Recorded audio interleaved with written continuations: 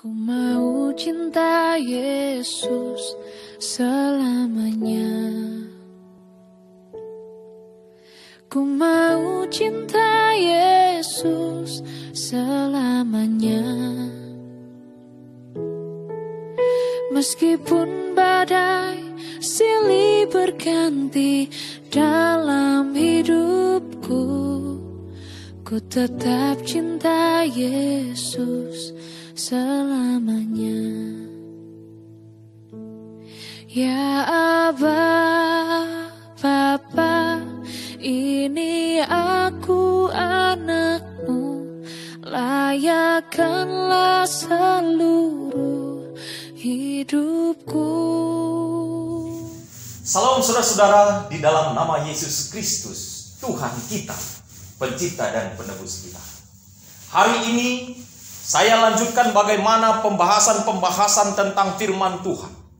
Karena saya sungguh strict bagaimana yang disebutkan oleh Alkitab. Apa yang disebutkan oleh Alkitab. Kembali saudara-saudara, saya sungguh menekankan supaya semua umat Tuhan terus belajar dan membaca Alkitab. Walaupun terjemahan kita secara bahasa Indonesia sungguh sederhana, tetapi Alkitab ini mudah sekali untuk dimengerti saudara-saudara. Asal kita ikuti secara paragraf, ya secara pasal, lalu dibandingkan buku dengan buku, misalnya buku Kejadian dengan buku Keluaran. Ini banyak saja bisa kita bandingkan saudara. Dan kita sangat sukar keliru.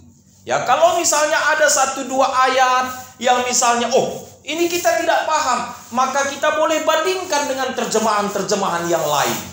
Misalnya ini terjemahan lai, bahasa Indonesia sehari-hari, bahasa Indonesia terjemahan yang lama, misalnya saudara-saudara ya, boleh juga dibandingkan ke bahasa suku, boleh juga dibandingkan ke terjemahan bahasa Inggris. Terjemahan bahasa Inggris juga banyak saudara-saudara ya, King James Version misalnya saudara-saudara ya. Nah, boleh juga dibandingkan kepada bahasa aslinya. Misalnya bahasa Aramai atau Ibrani, bahasa Greka misalnya saudara. Jadi ini sangat penting bagi kita sebagai umat Tuhan, supaya saudara dan saya tidak keliru. Itu sebabnya saya selalu tekankan hanya Alkitab.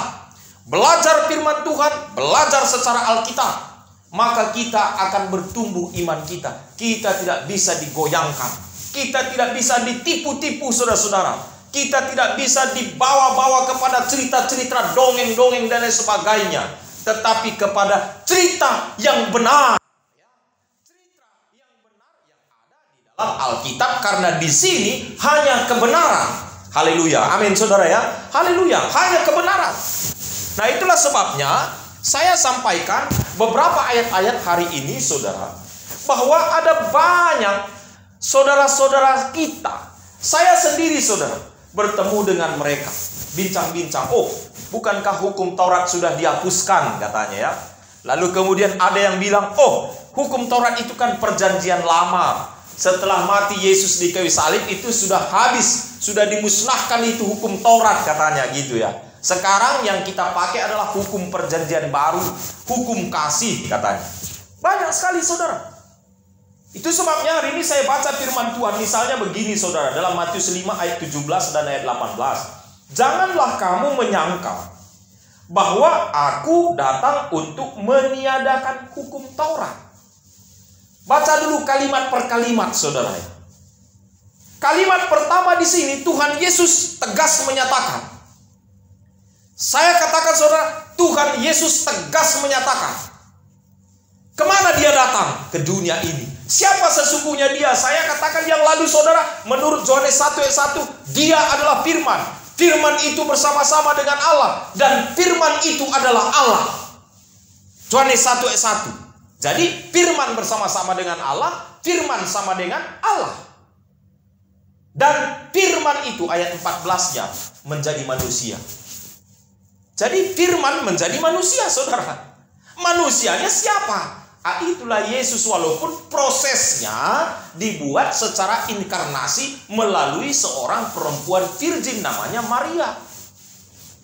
Itu prosesnya yang sebenarnya tidak mudah untuk diterima secara akal sehat manusia. Saya sudah katakan yang lalu, kalau saudara dan saya ada, ya karena bapak mama kita bersetubuh, saudara ya. Sel sperma dengan sel telur bersatu. Lalu pelajaran biologis menyebutkan, ya terjadilah pembuahan. Kemudian ada embrio dan lain sebagainya.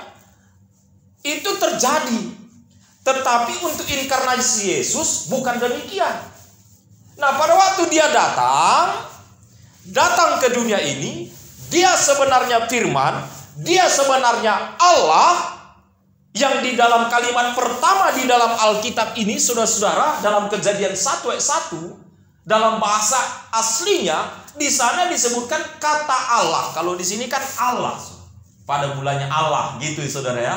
Kejadian 1 ayat 1. Pada mulanya Allah menciptakan langit dan bumi. Jadi kata Allah di sini dalam bahasa aslinya digunakan Elohim, saudara. Jadi kata sebutan Elohim itu sifatnya jamak, plural. Nah, bagaimana bisa terjadi demikian? Nah, inilah Tuhan kita itu. Sifatnya plural. Oh, sehingga sekarang banyak dikembangkan pelajaran tentang apa? Trinitas misalnya begitu, saudara-saudara ya. 3 tapi 1. Oh, ada Allah Bapa, Allah Anak, Allah Roh Kudus. Wah, itu kemudian banyak orang-orang Kristen pelajari dan kemudian kembangkan. Memang Elohim itu sifatnya jamak, plural dia, plural, saudara. Nah, tetapi waktu Tuhan datang secara manusia, firman berubah menjadi manusia, dia datang ke dunia ini, saudara. Maka dengan tegas kalimat dia katakan, aku datang bukan untuk meniadakan hukum Taurat. Amin dulu, saudara ya, sampai situ dulu. Bagaimana? Ada amin dulu, saudara-saudara? Jelas dulu. Tuhan Yesus datang tidak membatalkan hukum Taurat. Dia tidak meniadakan hukum Taurat. Aku datang bukan untuk meniadakannya, melainkan untuk menggenapinya. Jadi kalimat ini harus kita jelas dulu, saudara. Berarti dia datang bukan untuk membatalkan hukum Taurat. Apa namanya membatalkan hukum Taurat? Artinya tidak mengakui lagi hukum Taurat, atau tidak memberlakukan kembali hukum Taurat. Karena seringkali kita sapu rata semua, saudara. Oh, tidak ada lagi karena hukum Taurat itu perjanjian lama. Jadi seolah-olah, saudara, waktu kita baca juga firman Tuhan di sini, mulai baca buku Kejadian sampai buku Maleakhi misalnya, yang 39 buku, saudara-saudara, kita katakan itu perjanjian lama. Kita anggap semua perjanjian lama ini hukum Taurat. Batal semuanya itu. Nggak berlaku lagi Kejadian sampai buku apa? Maleakhi. Apakah begitu, saudara? Ini kan harus jelas kita sebagai apa? Umat-umat Tuhan. Itu sebabnya di sini sebutkan ayat yang ke-18, karena aku berkata kepadamu, sesungguhnya selama belum lenyap langit dan bumi, satu iota atau satu titik pun tidak akan ditiadakan dari hukum Taurat sebelum semuanya terjadi. Saudara, satu titik, satu iota. Ya, seandainya bisa saya gambarkan di sini, saudara, kalau di dalam bahasa Ibrani, saudara-saudara ya, titik itu ada artinya. Ya, tentu dalam bahasa Indonesia juga. Kalau misalnya ada kalimat kita, lalu ada titik dan koma, ada artinya. Iot itu maksudnya iota di sini, saudara. Iot itu berbentuk koma dia sedikit, saudara. Itu ada artinya. Misalnya, saudara, saya buat misalnya huruf begini, misalnya ini kan mirip apa? Ini M. Jadi kalau saya buat titik di tengah, ejaannya jadi berbeda. Kalau saya buat juga titik di atas, ejaannya berbeda. Jadi misalnya saya buat begini misalnya, saudara. Ini bentuk M. Lalu saya buat titik di atas, membacanya jadi mo. Kalau ada titiknya, saudara. Jadi kalau hilang titiknya, bacanya bagaimana? Itu kalau di dalam bahasa Ibrani. Demikian juga bahasa Greka, bahasa Yunani. Itu sebabnya pada waktu Yesus berbicara di zaman perjanjian baru, berdasarkan Matius 5 ayat yang ke-18 ini, saudara, sebelum lengat langit dan bumi, satu iota, satu iot, satu titik tidak boleh hilang. Sebab kalau hilang itu jadi beda artinya. Nah, jadi kalau misalnya ada umat-umat Tuhan yang mengaku di dunia, coba-coba merubah, ya, jangan mengurangi, Jangan menambahi. Ya, begitu kata firman Tuhan di dalam Wahyu pasal yang ke-22 ayat 18 dan 19, saudara. Jangan mengurangi, jangan menambahi. Jadi jelas dulu kalimat ini, saudara. Aminkan dulu, saudara. Tuhan Yesus datang ke dunia ini bukan untuk meniadakan hukum Taurat, tetapi untuk menggenapinya. Apa maksudnya menggenapi, saudara? Menggenapi ini contohnya begini. Dia akan disebut sebagai anak domba Paskah. Misalnya, itu kan 1 Korintus 5 ayat 17 menyebutkan itu. Tuhan Yesus itu disebut sebagai anak domba Paskah. Di perjanjian lama sudah dibuat secara lambang. Itulah hukum-hukum upacara di sana, saudara-saudara ya. Dibuatlah itu hukum-hukum upacara di sana dalam perjanjian lama. Dan itu bagian dari hukum Taurat. Karena hukum Taurat ini ada hukum upacara, ada hukum moral, ada hukum sipil, ada hukum kesehatan, saudara. Itu hukum Taurat. Jadi misalnya saudara-saudara, dia akan disebut sebagai domba Paskah. Paskah yang pertama dibuat di Mesir dulu. Potong kemudian di sana apa? Domba, ambil darahnya, dibuatlah dia apa? Di ambang pintu dan kedua tiang pintu. Itu secara lambang. Nah, di perjanjian baru kemudian digenapi. Ini kan kalimat dalam Matius pasal yang ke-5 ayat 17 dan 18. Aku datang bukan meniadakan, tapi menggenapi. Menggenapi artinya, dulu di perjanjian lama dilambangkan dia sebagai anak domba. Sekarang di perjanjian baru, anak domba Paskah itu datang. Dan dia sudah mati. Kan kita sudah akui, saudara-saudara, bahwa Tuhan Yesus kita sudah mati di kayu salib. Dan dia sudah mati. Darahnya itulah yang menyelamatkan. Nah, itu artinya menggenapi, saudara. Jadi apa yang disebutkan di perjanjian lama ada yang secara lambang, lalu di perjanjian baru digenapi. Maka sesuatu yang sudah digenapi itu tidak berlaku lagi. Itu maksudnya, saudara-saudara. Jadi kalau sudah digenapi ya demikian. Tuhan Yesus kok sudah menjadi anak domba Paskah di perjanjian baru, dia sudah mati di kayu salib. Makanya sekarang ini saudara kita sebenarnya nggak ada lagi potong-potong domba seperti zaman perjanjian lama. Berdosa saya potong domba, masuk ke Ka'bah, bilik yang suci, bilik yang maha suci, imam harian, imam tahunan yang melaksanakan hari berat-berat ataupun atonement atau hari pendamaian dan lain sebagainya, itu kan ada. Nah, sekarang saudara harus yakin firman Tuhan ini. Aku datang, kata Yesus, bukan untuk membatalkan hukum Taurat dan segala perintahnya, tapi aku datang untuk menggenapinya. Coba saya hubungkan dengan Efesus pasal yang kedua ayat yang ke-15. Mari kita buka Alkitab kita di dalam Efesus pasal yang kedua ayat yang ke-15 dan ayat yang saya baca saja ayat yang ke-13 mulai, saudara, supaya kita paham. Tetapi sekarang di dalam Kristus Yesus, kamu yang dahulu jauh sudah menjadi dekat oleh darah Kristus. Jadi darah Kristus, saudara ya. Dan itu sudah ada di perjanjian baru yang lalu. Di abad pertama, saudara. Sekarang kita sudah mau masuk ke abad yang ke-21 ini. Lalu dia sebutkan, saudara-saudara, karena dialah damai sejahtera kita. Dialah Yesus yang telah mempersatukan kedua belah pihak, yang telah merubuhkan tembok pemisah, yaitu perseteruan. Jadi tembok pemisah antara kita manusia dengan Allah ada. Perseteruan namanya, itulah kejahatan atau dosa. Kalau saudara hubungkan ke Yesaya 59 ayat 1, itulah dosalah yang membuat pemisah kita antara siapa? Manusia dan Tuhan, ayat 1 dan ayat 2 dalam Yesaya 59.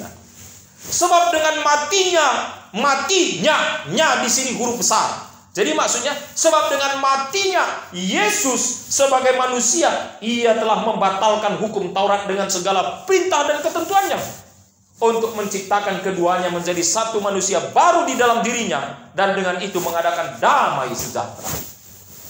Nah, sebagai umat Tuhan, sebagai umat-umat Tuhan yang mengaku Kristen, saudara bagaimana menanggapi dua ayat ini?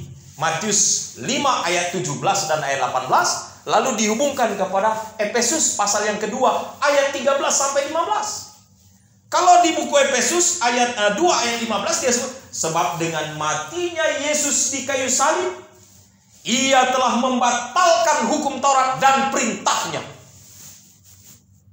Soalnya dia, Kalau di Matius pasal 5 ayat 17, aku datang bukan untuk meniadakan hukum Taurat, tapi aku datang untuk menggenapinya. Terus ayat 18 tadi, sebab sebelum lenyap langit dan bumi, satu iot, satu titik tidak boleh apa? Hilang dari hukum Taurat. Nah, kalau saudara sebagai umat Tuhan, saudara sebagai pembaca dan belajar daripada Alkitab, saudara mau bagaimana? Dibatalkan? Tidak. Terus bagaimana maksudnya? Inilah kita sebagai umat-umat Tuhan, saudara-saudara, perlunya belajar. Apa maksudnya? Yang jelas, saudara-saudara, Tuhan Yesus datang gak pernah membatalkan hukum Tauratnya, tapi menggenapi. Apa yang digenapi? Itu tadi, saudara, salah satu adalah hukum upacaranya. Jadi konteks di Efesus pasal yang kedua ayat 15 itu, dengan matinya dia di kayu salib, maka ia telah membatalkan hukum Taurat dan segala perintahnya. Nah, ini kan kadang ada orang, ada umat Tuhan yang sudah mengaku mengikut Yesus, dia kan, ini pendeta baca dulu ini Efesus 2 ayat 15. Kan di sini sudah jelas dikatakan, sudah dibatalkan Yesus ini hukum Taurat dan perintahnya katanya. Jadi kalau saya balik bertanya, saudara, yang mana perintah Yesus? Maka saudara kan bingung menjawab. Yang mana perintah Yesus? Perintah Yesus ada di sini. Mungkin saudara kan katakan di Alkitab. Nah, apakah Alkitab ini tidak berlaku lagi? Nah, ini kan bisa menjadi runyam, saudara. Bisa menjadi bingung di semua orang gitu ya. Tapi kita sebagai umat Tuhan yang mau belajar, kita tidak akan terkecoh di sana. Jadi maksudnya membatalkan hukum Taurat dan perintah ketentuannya itu adalah seperti yang tadi. Dia datang, mati di kayu salib, salah satu itu contohnya, saudara. Maka saat ini hukum-hukum upacara tidak berlaku lagi. Saudara dan saya tidak ada potong-potong domba lagi kayak zaman dulu berdosa, saudara. Enggak. Saat ini kita adalah imam semuanya secara rohani, imamat rajani. Itu 1 Petrus 2:9 menyebutkan. Kita masing-masing berhubungan dengan Tuhan kita. Kalau dulu melalui imam, ya, kalau dulu melalui imam, mereka lah yang melaksanakan upacara daripada Ka'bah itu. Kalau sekarang tidak, saudara. Nah, itulah yang digenapi Yesus ketika dia datang ke dunia ini. Maka setelah apa yang dia genapi, apa yang dilambangkan di perjanjian lama di dalam hukum Taurat, setelah itu digenapi di perjanjian baru, maka lambang-lambangnya itu tidak berlaku lagi. Itu yang disebutkan di situ dalam Efesus 2 ayat 15, saudara-saudara. Jadi bukan berarti, batal hukum Taurat. Yang mana hukum Taurat? Nanti kalau saya tanya, yang mana hukum Taurat? Perjanjian lama katanya pula. Lebih parah, saudara. Berarti dengan kata lain, perjanjian lama tidak berlaku lagi. Memang saat ini ada banyak ya terjemahan-terjemahan ataupun Alkitab dicetak, saudara. Perjanjian lama tidak ada, hanya perjanjian baru saja, saudara ya. Sedikit buku Mazmur dengan Amsal nanti gitu ya. Seolah-olah perjanjian lamanya tidak ada lagi. Enggak, Alkitab ini tetap satu kesatuan. 66 buku, terdiri dari 2 bagian, perjanjian lama dan perjanjian baru, 39 dan 27. Jadi ini tetap. Maka kalau saudara belajar Alkitab, baik baca di buku Kejadian, baik baca di buku Yesaya, baik baca di buku Yeskiel, Zakaria, Maliaki dan sebagainya, itu adalah firman Tuhan yang tidak dibatalkan. Nah, yang dibatalkan itu, saudara-saudara, supaya jelas, itu adalah hukum-hukum upacara, ya, yang ada di bagian daripada hukum Taurat yang ditulis di zaman Musa. Itu yang sudah digenapi Yesus di kayu salib. Maka saya bacalah itu di dalam Kolose pasal yang kedua ayat 16 dan 17. Mari kita baca firman Tuhan ini, saudara-saudara. Kolose pasal yang kedua ayat 16 dan 17. Ya, sebutkan begini firman Tuhan. Karena itu janganlah kamu biarkan orang menghukum kamu mengenai makanan dan minuman, atau mengenai hari raya, bulan baru, ataupun hari Sabat. Semuanya ini hanyalah bayangan dari apa yang harus datang, sedangkan wujudnya ialah Kristus. Jadi di sini ada makanan dan minuman. Ini juga, saudara, jangan terkecoh, sebab ini konteksnya adalah hari raya orang Yahudi. Hari raya orang Yahudi. Jadi salah satu hari rayanya itu tadi, saudara-saudara, dalam melaksanakan upacara keagamaan yang disebut upacara upacara-upacara, hukum upacara yang melaksanakan pemotongan domba, di mana itu melambangkan Yesus kemudian hari di perjanjian baru dipotong dan akhirnya dia mati di kayu salib. Nah, oleh sebab itu, saudara sebagai umat Tuhan harus strict. Firman Tuhan tidak akan pernah lenyap. Yesus pernah berkata dalam Ibrani 13 ayat 8, Yesus sama di masa yang lalu, hari ini, dan kemudian selama-lamanya di masa mendatang. Jadi dia nggak pernah berubah, saudara. Hanya yang dia buat itu, dia datang, apa yang dilambangkan di perjanjian lama, dia sebagai anak domba, lalu digenapi di perjanjian baru. Sehingga apa yang telah digenapinya itu, mulai dia mati di kayu salib, tidak dilaksanakan lagi gitu. Karena pengorbanan Yesus sudah oke gitu. Itu sebabnya kita nggak ada lagi, saudara, potong-potong domba. Ya walaupun saat ini sebenarnya ya saudara ya, baru kemarin orang melaksanakan ibadah-ibadah Paskah, saudara. Tapi itu sebenarnya kan kalender tahunan. Itu dalam konteks hari raya. Sebenarnya saudara nggak perlu lagi kita buat seperti itu. Yang perlu lagi kita buat adalah beribadah memuji Tuhan. Dan kapan kita memperingati Paskahnya? Firman Tuhan sudah cukup jelas di sini, saudara. Kapan kita selalu memperingati Paskahnya itu? Terus di dalam konteks selama-lamanya. Di sini sudah dijelaskan. Dalam 1 Korintus 11 ayat 23 sampai 26 itu. Yaitu di dalam perjamuan kudus. Itu perintah selama-lamanya. Itulah yang mengingat tentang apa? Kematian dan kebangkitan Yesus. Sebenarnya itu yang harus kita buat. Jadi bukan lagi soal memperingati hari raya tahunannya. Hari raya Paskah tahunan, kalender. Datang umat Kristen juga sekali setahun dibuat itu. Nah, kalau untuk perjamuan kudus boleh saja engkau laksanakan sekali sebulan, sekali 3 bulan. Tapi dia tidak termasuk di dalam kategori siklus tahunan. Seperti siklus hari raya. Tidak, saudara. Nah, ini yang harus kita pahami sebagai umat Tuhan. Jadi jangan saudara nanti, ini bertentangan. Sebab ada juga banyak orang coba menyerang Alkitab kita ini, Alkitab Tuhan ini. Dia benturkan ayat yang satu dengan ayat yang satu.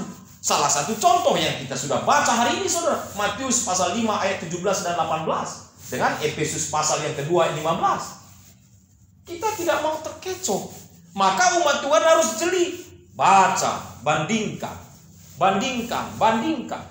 Lalu saudara tidak akan keliru.